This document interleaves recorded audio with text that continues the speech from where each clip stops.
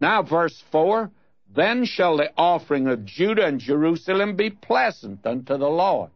The Lord will take great delight in it. Why?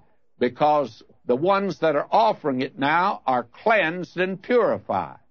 God's not interested in you going through rituals until your heart is right, friend. Until you have forsaken your sin, you've turned from it. You can get into sin, but if you stay in it, God's not accepting that type of thing.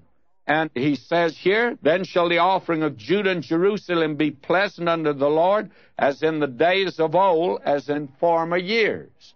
In the time of Solomon, there was a period when these people served God in such a way that they witnessed to the entire world. Verse 5, and I will come near to you to judgment, and I will be a swift witness against the sorcerers.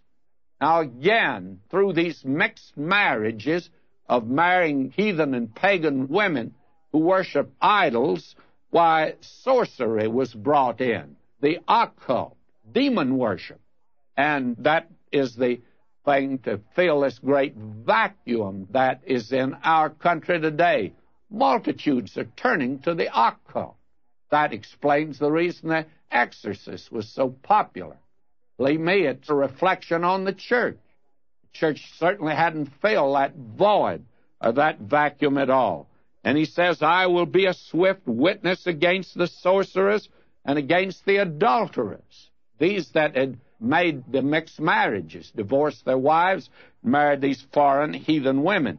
And against false swearers, that is, liars, and against those that oppress the hireling in his wages, the widow and the fatherless, and that turn aside the sojourner from his right.